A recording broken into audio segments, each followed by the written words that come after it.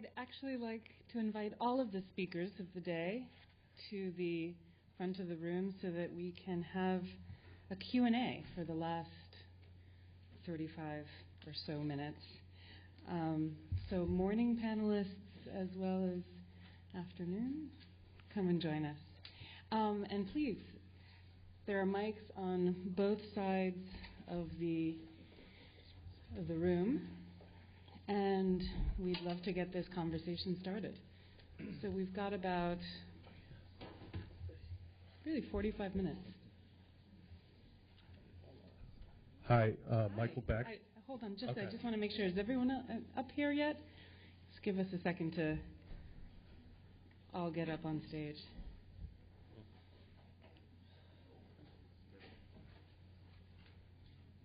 Go for it. Hi, Michael Beck, Addiction Institute Opioid Treatment Program. For Dr. Kellogg, what is the grief dialogue and interpersonal trauma dialogue sound like? And if you could elaborate on it.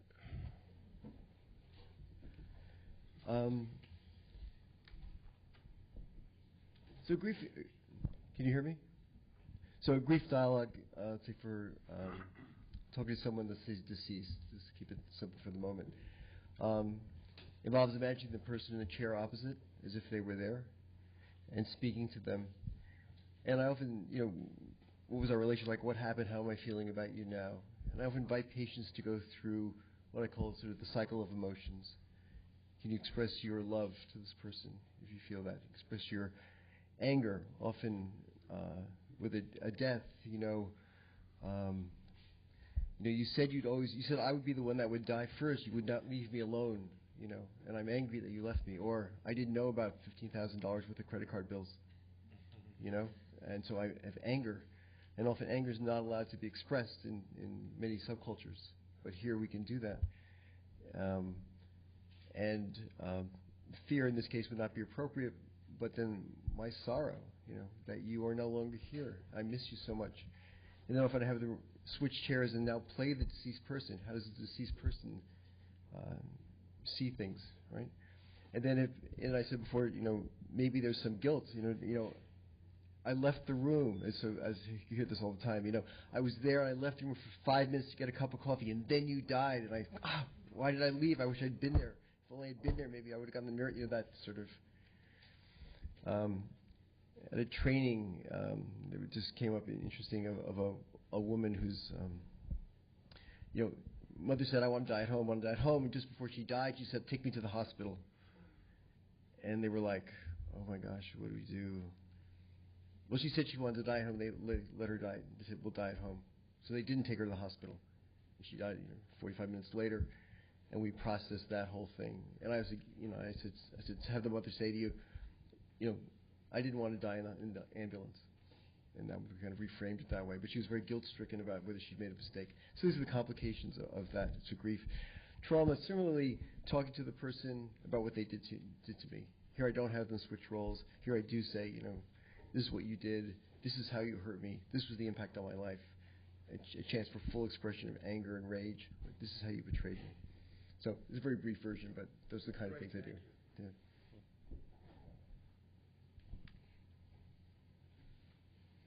Some other question from the audience?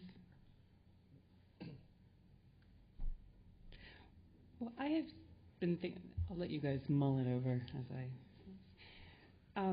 a lot of the talks today had to deal with dancing with complexity, multiple selves, multiplicity.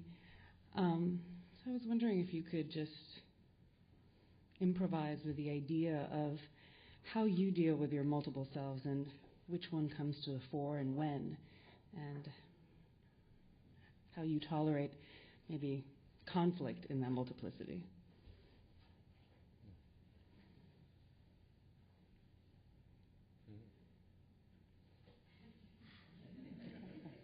That's my question.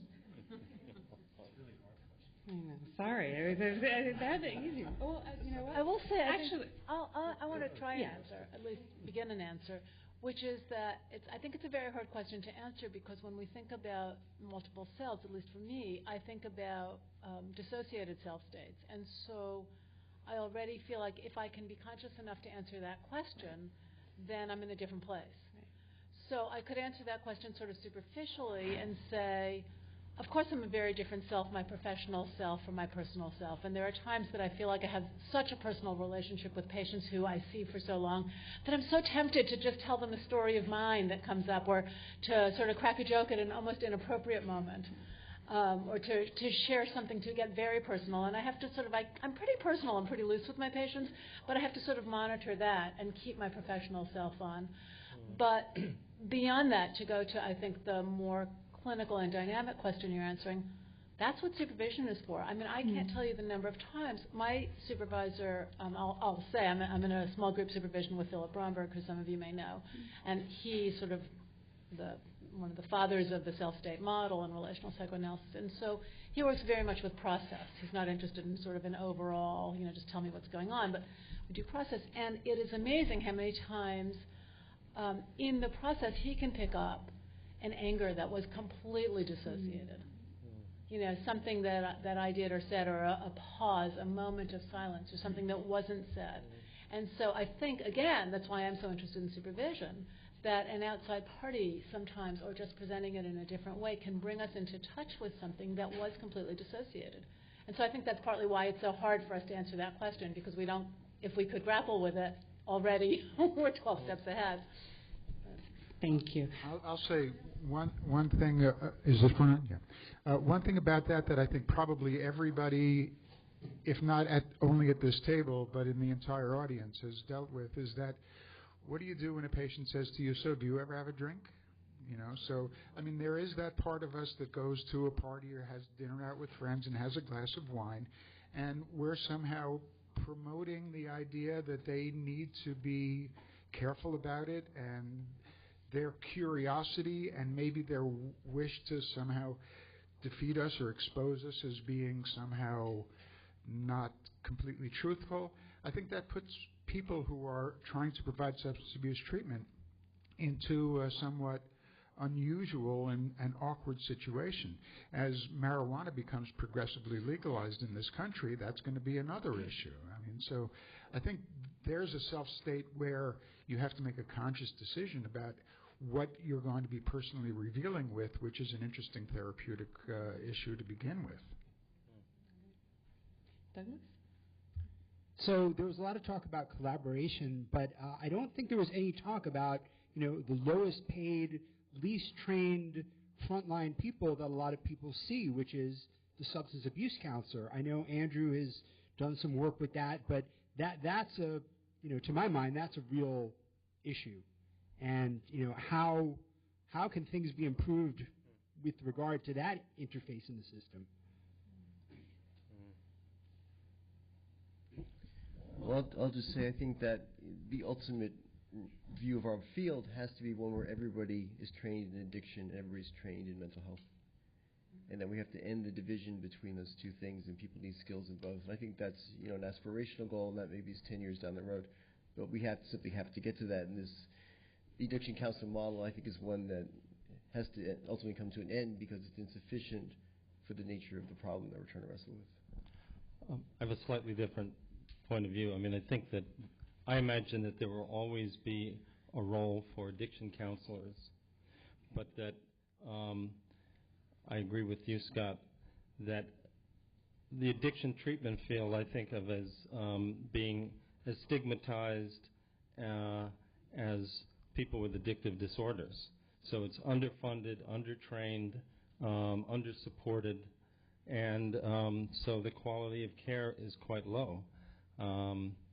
So, I mean, I really think that part of drug policy, I may have said this before, drug policy reform and treatment system reform has to have a primary focus on funding the system so that high quality care can be available to all at low cost, which at this point people with funds can seek, one of us out here in the room, but most people can't get quality care.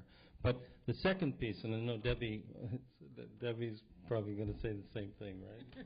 I mean, I think a lot of us here have a commitment to finding ways to really operationalize what we do in a very specific way so that it can be taught to, so that people without higher levels of education can be trained in therapeutic alliance skills, in working with ambivalence, in helping people with ideal use plans, and all of the very specific skills that we train to higher level people.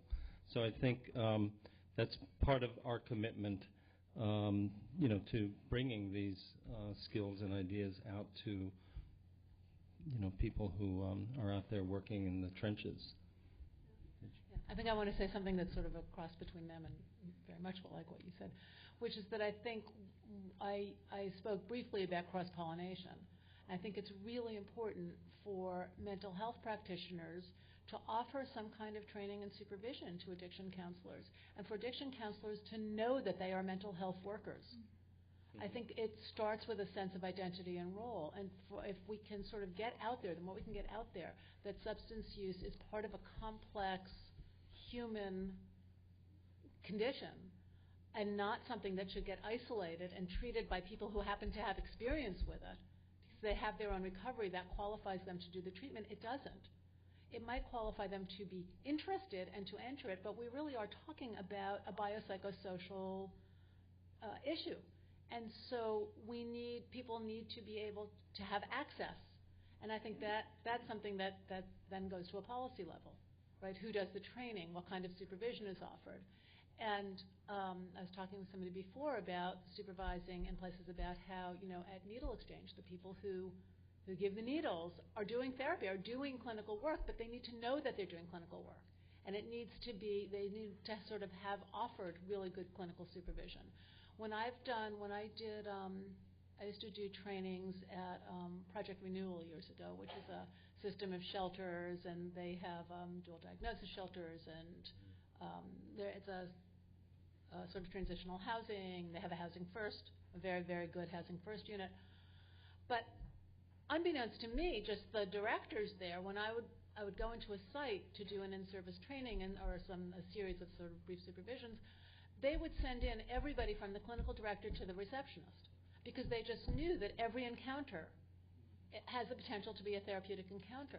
And so it was automatic there that everybody who was involved, anybody who had any contact, would get that kind of training. And so I hope that answers your question, or at least addresses that. That's great.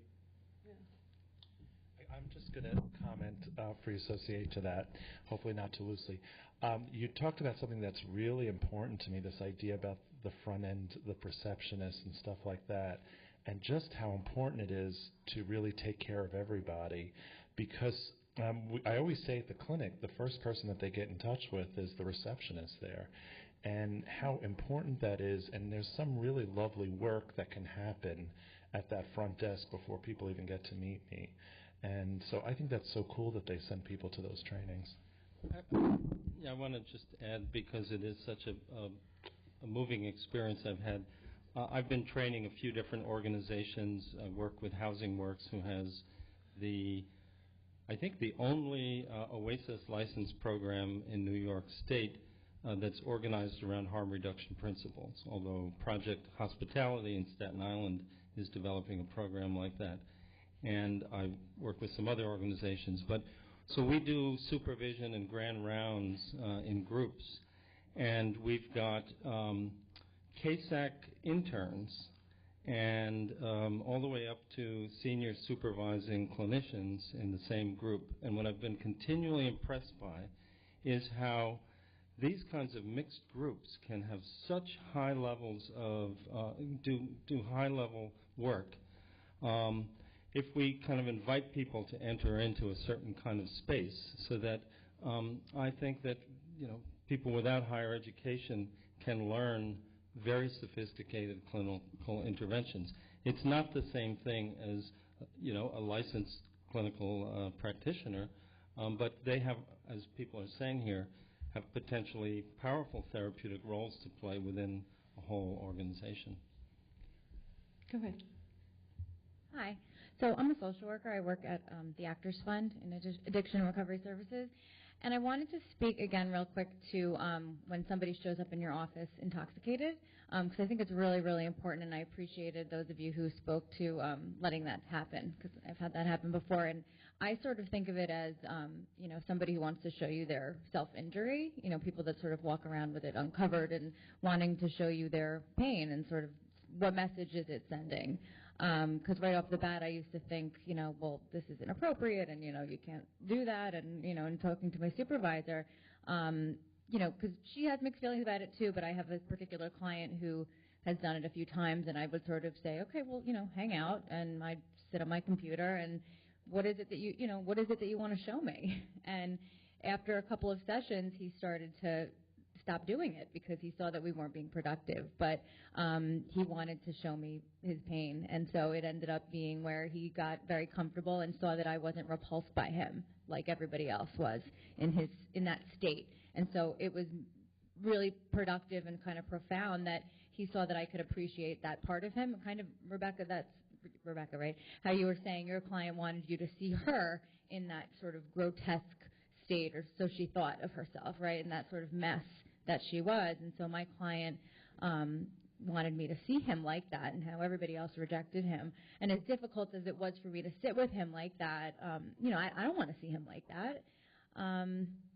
He stopped. He stopped coming in that way. And we, developed a better relationship, and he's doing much better. So I wanted to know maybe if anyone else had a comment about their feelings about someone coming in high.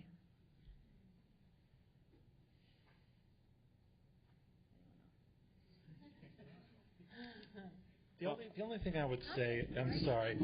Yeah, I think that there have been times where, at Addiction Institute, we often have this conversation about people showing up high for group. It's a lot of work, and what I mean by that is like these rules about people coming in high or not high, wear me out a little bit. So what I mean by that is, so I used something yesterday, and I'm still pretty messed up, but I'm not high. It just feels like I want people to come to treatment, and let's figure out what to do from there. And I agree with you. I've had people who I've worked with who I was like, well, I'm happy you're here. It would be nice if you were a little bit more sober. Maybe we'd do a little bit different kind of work. But I just feel like it gets so convoluted, and there's a piece of it to me as a center that feels a little bit like detective work that I just have no interest in. Like, is he high? What's going on? And when did you last use? And are you lying? It just feels like too much work to me. And I just want to, I think it's, and when I was in my first OTP, I was running a men's group, and the client showed up under the influence, and I was like, I don't know if we should let him in. And the clients were like, you better let him in. And I was like, okay. I just didn't know any better, and it was completely fine. And sometimes I think sometimes it feels like a lot of obsessing on, I think it makes the therapist sometimes very anxious, and the clients are actually much more okay with it than we think. Maybe I can say something that will go somewhere. Who knows? But what you're talking about reminds me of somebody I worked with. I would see him very early in the morning, and he would come. There was one occasion where he came in, and he'd been using coke all night, and told me how the bathroom there at the clinic where I was seeing was the best place to do cocaine. It was wonderful. And I didn't kick him out of treatment, but I also set a limit and said, you really can't do this here. There are other people being treated here. We can talk about what it means, but you also have to be aware and respectful of other patients here. And we've talked about it. We actually talked about it that was probably 3 years ago, and we talked about it about a month ago. And I think he really appreciated it for me to set a limit, not kick him out. It echoed all kinds of things in his past life where he had a mom who, he just loved because she never said anything about anything, where, the two boys got to smoke tons of pot in their room and just closed the door, and that was that. But I think there's also kind of an interesting line to walk about seeing somebody in their various states of being, while also kind of setting reasonable boundaries around things, because I think that's another theme that kind of comes up in substance use disorders, this whole thing about control. Who's in control? Who's out of control? Who's trying to pull you to control them? And so it's just an interesting kind of aspect to think about and try and balance, I think. I'd like to reference one other thing, and that's that over the years, people have used drugs as psychotherapy aids, starting with cocaine and Freud and LSD and MDMA and ketamine and psilocybin, and people have been using these drugs as ways for people to access parts of themselves. I'm not advocating that you would encourage your patients to come in high, but it may be something that you don't know what you're going to get until you work with it. Similarly, there's a kind of a reflexive reaction against allowing a patient who's intoxicated to sit in a group that's dealing with substance issues, because you might trigger other patients. But by the same token, it's an opportunity for those patients to do their own work on dealing with their cravings, and in a setting that's safe. So there's always a positive and negative, and you can't necessarily dismiss it in some kind of absolute way and say that this is entirely the wrong thing to do. So I just have a quick, great case that I have to share. Example of this. It's actually the guy that I wrote about in my book, in my first chapter, Tom. He had been a very heavy drinker, and he very successfully moderated his drinking. And one day he came into session drunk. And he sat across from me giggling. And I said, this is unusual. What's going on? And he said, did I ever tell you how hot you are? I said, I don't think we've talked. You haven't told me. And he went on to talk about how attracted he was to me. And then he said, I couldn't have told you that if I hadn't been drinking. And he said he'd been sitting in sessions for months, getting increasingly anxious and thinking about leaving therapy because he couldn't stand being in sessions, so he had the thought to have a few drinks and come in and talk about it. So there's a therapeutic use of alcohol, possibly. and in fact, it was out, and he didn't come back to sessions drunk again, and then we got to process it and work on it.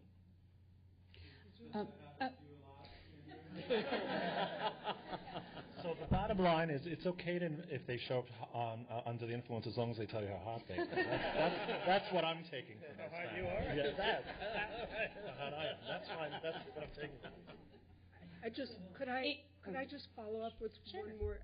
I think the idea of the rule about whether somebody's allowed in or not because they're drunk or high is as externalizing and compartmentalizing as anything else we've been talking about. I recently worked with a couple where the man one day had difficulty walking into the room. He was leaning against the wall. And his wife, who's generally right on about able to talk about the addiction problems, couldn't say a word. She was off in the stratosphere. And I just said to him, you're having a hard time walking straight. You're sort of leaning on the wall. And it brought it up. I had another patient who, I don't think she really wanted to show me anything. She was drinking because she was afraid she was going to have seizures. So she had to drink in those sessions until we got her a higher level of care. So I hear parameters and I hear boundaries and discussion, but I don't hear that we should be setting a rule. Go right ahead, Ingmar. Great, thank you. So this was actually a great segue to a few of the things I wanted to say, and this is directed to everybody, but in particular to Dr. Washington, something you had been speaking about in your presentation. So to preface this by saying that I'm at the dual diagnosis unit in Bellevue with Dr. Weintraub, and collaborating with a psychiatrist in that setting, really having a very close setting has been incredibly rewarding, and understanding the rationale for using certain medications and not others has been, excellent. And the other piece that I wanted to mention, which was brought up, which was the use of substances to enhance psychotherapy in the acute, during the acute effects of those drugs, meaning referring to MDMA or psilocybin. And that's a new place, I'm hoping, in the future where there will be more collaboration and interaction between psychologists, therapists, and MDs who will have to be prescribing these substances. And a psychiatrist might not be as interested in sitting for 4, 5, 6, 8 hours with doing therapy with a patient while they're under the influence of MDMA. And this is beginning to affect the addictions field. It's not just for MDMA for PTSD, but psilocybin to treat alcohol use disorder, psilocybin to treat smoking cessation out of Johns Hopkins. So this is beginning. So I'm very for this kind of collaboration.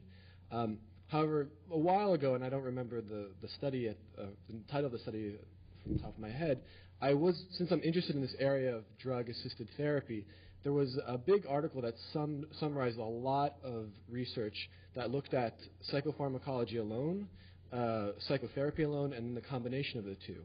And we would think that, well, the more the better. And that's not the case. And it really depends on what psychoactive medication you're talking about, and what disorder you're talking about, and how, co-occurring disorders, etc. But, in some cases, when they're combined, it's better. In some cases, it's actually worse. There was particular research talking about anxiolytics and anxiety and how that can actually impair the psychotherapeutic process.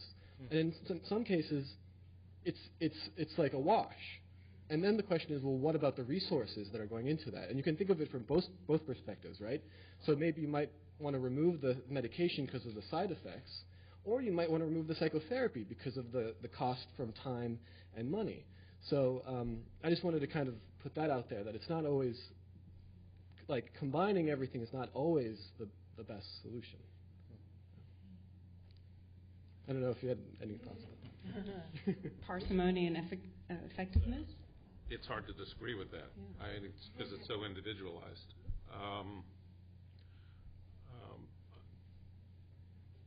One of the unrecognized effects of increasingly popular pharmacotherapy, I mentioned buprenorphine, Suboxone, is that it's coming to be recognized that in addition to keeping people out of opioid withdrawal, it's a powerful antidepressant and anti-anxiety medication.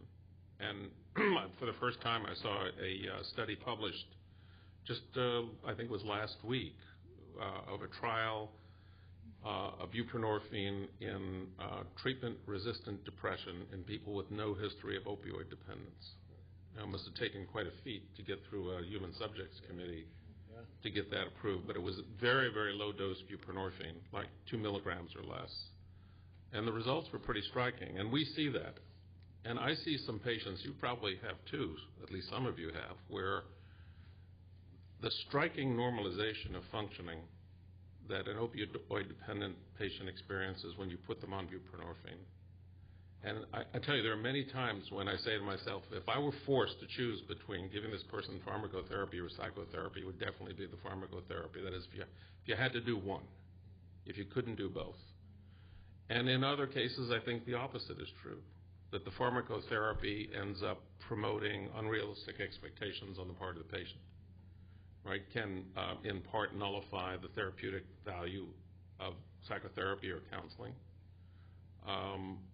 I see patients sometimes who get started with me, then they see one of the psychiatrists in the practice who put them on medication, and the magical qualities that the patient attribute to the medication can be extraordinary and can sometimes disrupt the therapeutic relationship, because the patient starts to say, why do I really need to see you or see you so often? This medication is working so well.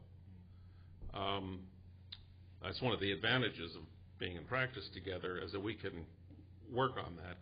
If we were not communicating very well, the patient probably would drop out of therapy. So yeah, I think for some people, medication is more efficacious than therapy. For some people, the reverse is true. And only for some of them is the combination effective. In fact, the large studies that support the efficacy of the combination still leave open the question of when you say that therapy and medication are better than either alone, it's like what kind of therapy and what kind of medication. You can only generalize so far from those studies. It's a good point. We have a question on this side. Yeah, I just wanted to say thank God for Scott Kellogg and for talking about trauma, because 41 years ago I started working in addiction treatment as a counselor. Now I'm running programs and stuff, but the first client that came into my office was a 17-year-old young black man who sat down and told me how he was walking down the street with his mother and a car came along and killed his mother right in front of his face. And he said, I've never been able to get over that. So I said to myself, I wonder why he's using drugs. He's using drugs. Every time I hear anybody talk, they talk about trauma because they know I'm safe. They know they can open up to me. I'm not going to judge them. I'm not going to put them down. I'm not going to faint.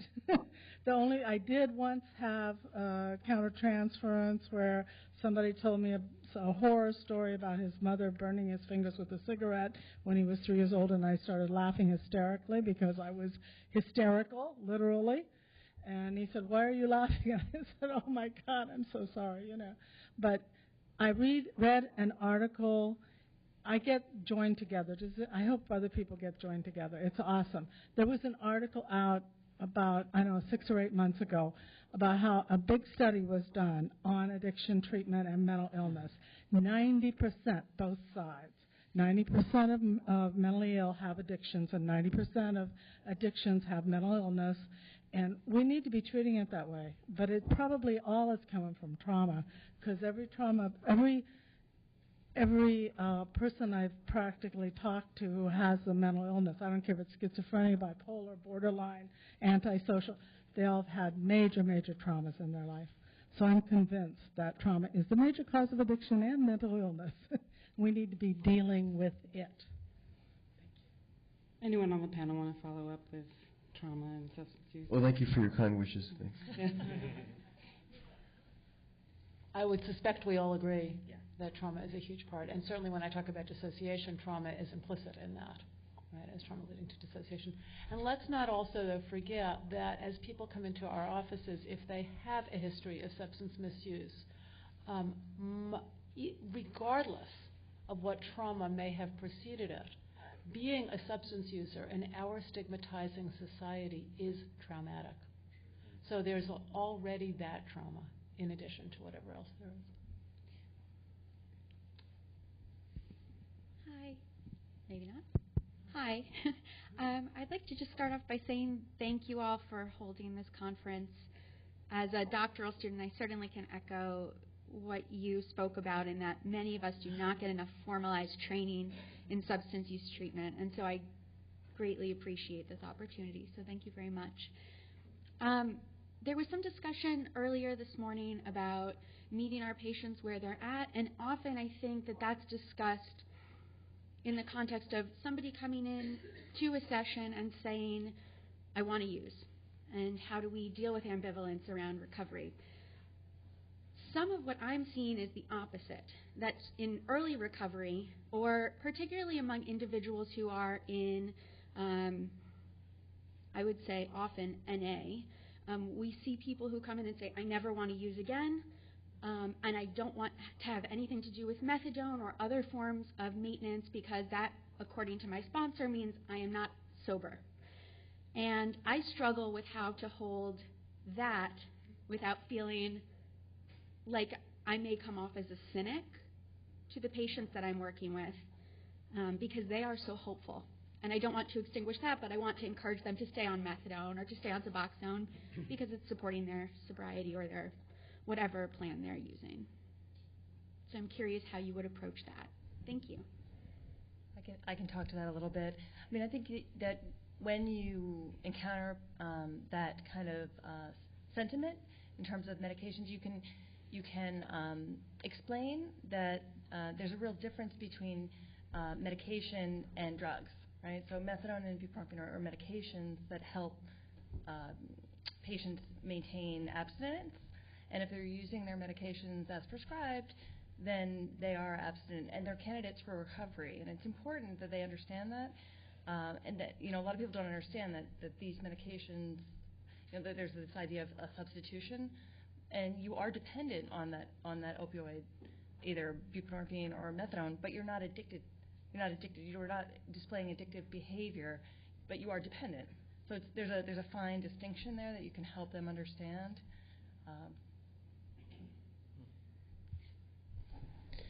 So I think I actually worked in the lab that created methadone, so I'm a pretty strong methadone advocate, I would say. But it is, this is an existential. These are existential beings, So I think you need to explore with them. NA is a self-help group. NA is not, a medical or professional organization. It has its ideology, has its beliefs. Some people prosper from that.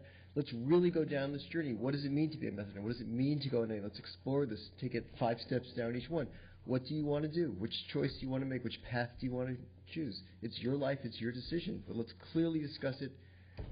But then you can choose. We always have to bring the existential back onto them.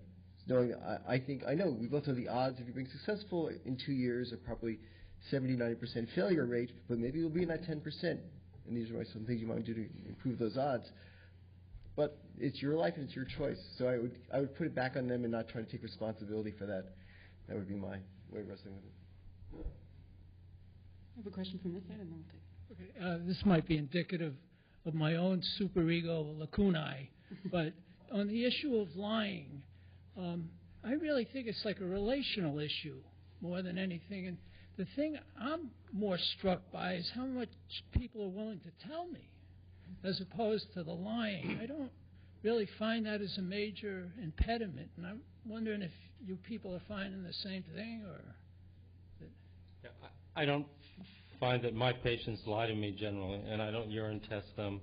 I think that when we create the right kind of therapeutic alliance, but I also wanted to ask this group, I love asking groups of mental health professionals, have you guys been totally honest with your therapists, about, and your analysts, about all of the things that you do, in the bedroom or when you're out, with your friends getting loaded?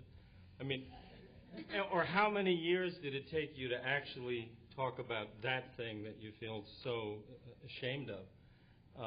So why do we think that these patients who just meet us should have any reason for being honest? So the fact that they generally are quite open when we create the right kind of, when we're committed to creating safety, is really quite remarkable to me.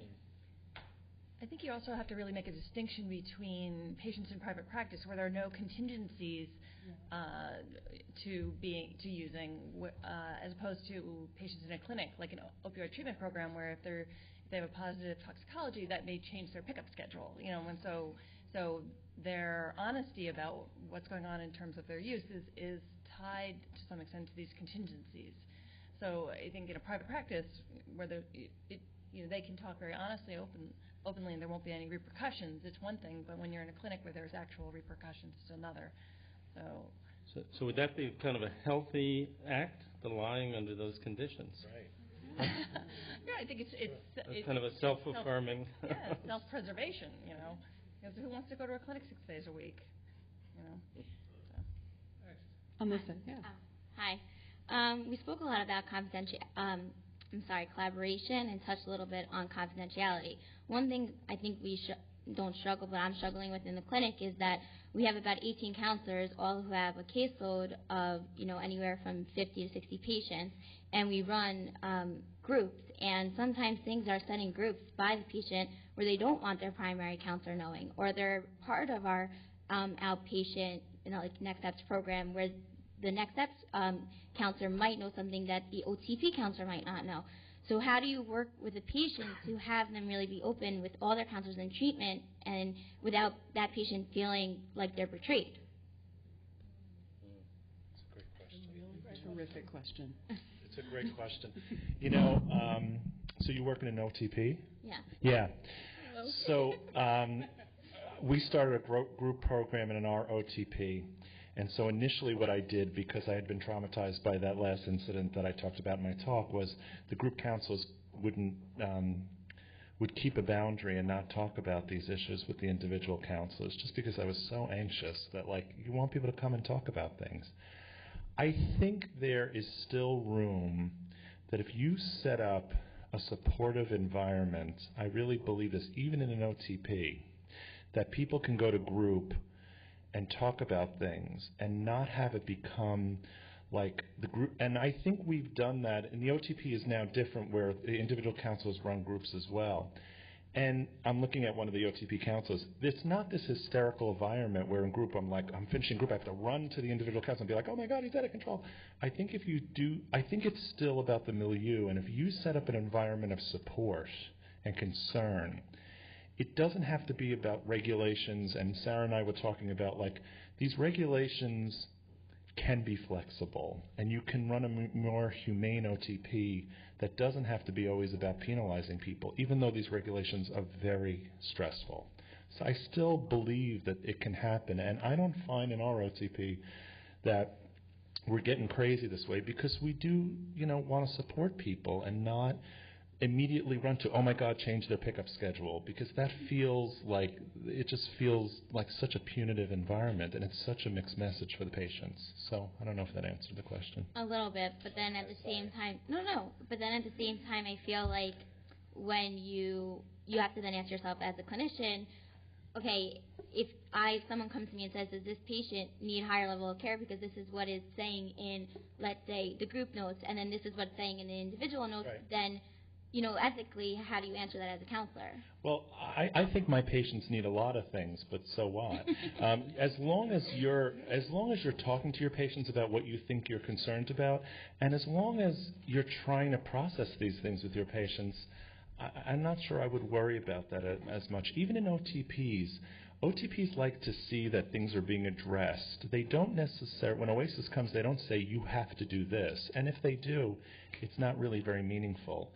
So I would just create an environment where you feel like you're working with your patients and I would try not to get too stressed about that. That's my 2 cents. I'm sorry. It's different and simpler, of course, because I'm in private practice, but I think it's relevant in that we do have to be careful, I think, about those boundaries and be aware of what our patients want us to share and what not. And so I had a patient who's in a once-a-week phone aftercare program from her inpatient rehab. And she drank, and she didn't tell me about it until the week after, until it actually came up on a talk screen, and her counselor from there called me. And I sort of asked her, why didn't you tell me? And it turned out that the reason she didn't tell me, she had wanted to, was because she had signed a release between me and that follow-up program, the once-a-week phone call program. And the once-a-week phone call program, she had signed a release for them to talk to her parents. So in her mind, if she told me, I would tell them, and they would tell her parents. So then I had to set a different boundary, but also, as you were saying, sort of stay within a protective boundary.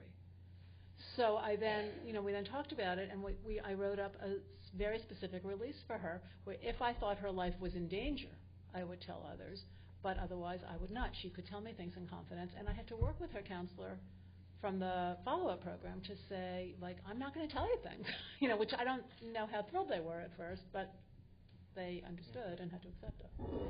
I think continuing from that, we all probably make clear from the very beginning when we're working with a patient that there are limits to confidentiality when it comes to danger to self or others or child abuse or whatever we're mandated to report.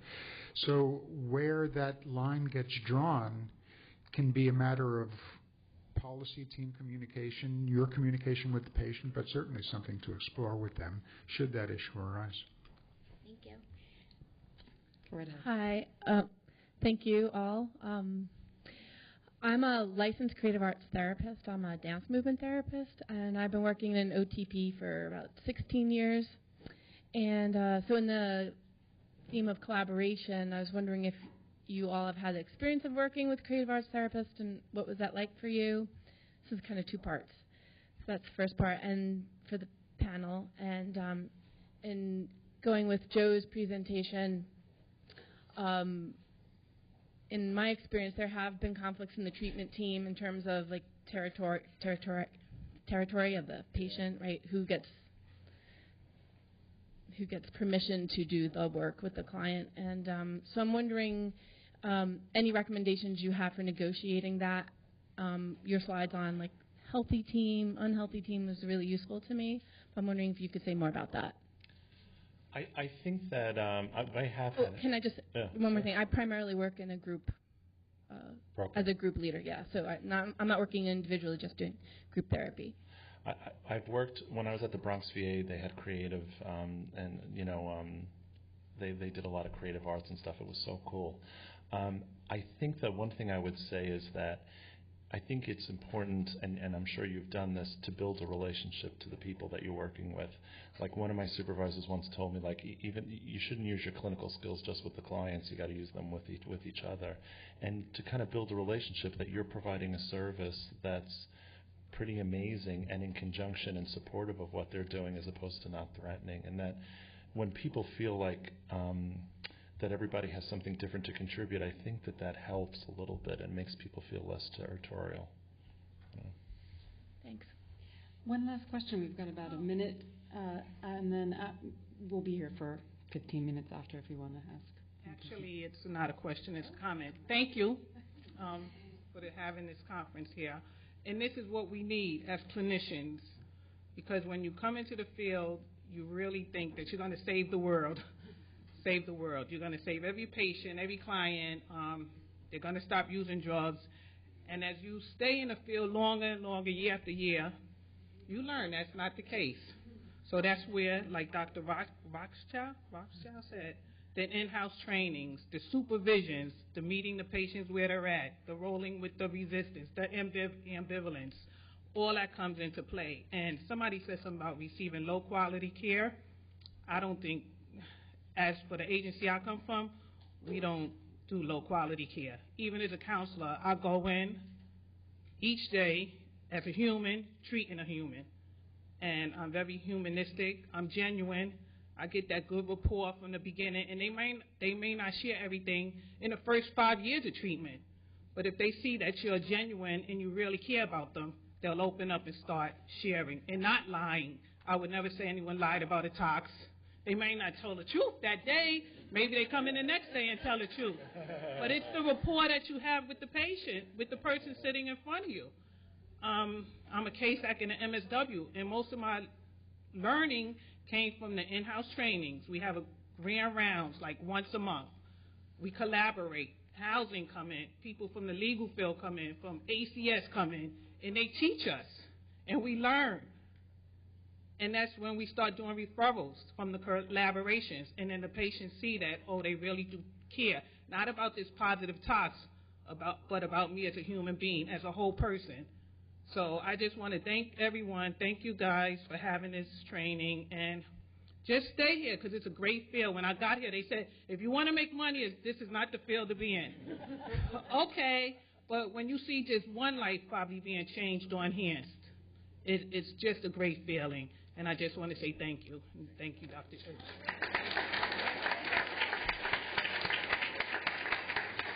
I couldn't think of a better concluding remark, so thank you. And we will be here for another 10 minutes if anybody wants to come up and share. Thank you for coming.